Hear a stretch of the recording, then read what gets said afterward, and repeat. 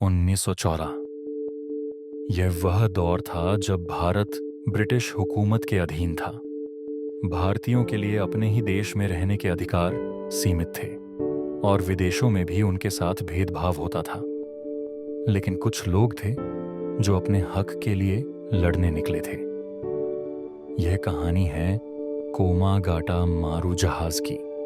एक जहाज जो सिर्फ पानी पर तैरता हुआ लोहे का ढांचा नहीं था, बल्कि एक सपनों से भरी उम्मीद थी। ये कहानी शुरू होती है 23 मई 1914 को, जब गुरदित सिंह, एक साहसी पंजाबी नेता, ने 377 भारतीय यात्रियों को लेकर हांगकांग से वैंकूवर, कनाडा के लिए रवाना किया। इनमें अधिकतर लोग पंजाब के थे जो बेहतर जीवन और रोजगार की तलाश में कनाडा जाना चाहते थे।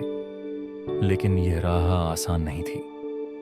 ब्रिटिश सरकार और कनाडा के नस्लवादी कानून भारतीय प्रवासियों को वहां बसने नहीं देना चाहते थे। जब कोमागाटा मारू 23 मई 1914 को वैंकूवर पहुंचा तो उसे बंदरगाह में प्रवेश नहीं करने दिया गया। कनाडा की सरकार ने कंटिन्यूअस पैसेज लॉ के तहत भारतीयों को रोक दिया। यह कानून कहता था कि कोई भी प्रवासी वही देश छोड़कर सीधे कनाडा आ सकता है जहां से वह नागरिकता रखता हो। लेकिन भारत से सीधे कनाडा की कोई जहाज सेवा नहीं थी, इसलिए यह कानून भारतीयों को रोकने के लिए बनाया गया था। यात्रियों ने 2 महीने तक जहाज पर भूखे प्यासे संघर्ष किया। गुरदित सिंह और उनके साथियों ने वैंकूवर के नागरिकों और सिख समुदाय से मदद मांगी, लेकिन सरकार अड़ी रही और आखिरकार 20 यात्रियों को उतरने की अनुमति दी गई। बाकी सभी को भूखे प्यासे जहाज पर रहना पड़ा। 19 जुलाई 1914। हताश और गुस्साए यात्रियों ने पुलिस कर्मियों पर कोयले और ईंटों की बौछार कर दी। 23 जुलाई 1914 को कनाडा की नौसेना ने जबरदस्ती जहाज को वापस भेज दिया।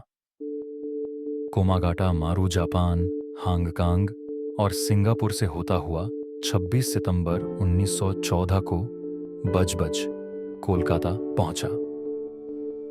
लेकिन यहां उनका स्वागत करने के लिए कोई फूलों की मालाएं नहीं थीं, बल्कि ब्रिटिश सरकार के सशस्त्र सैनिक थे।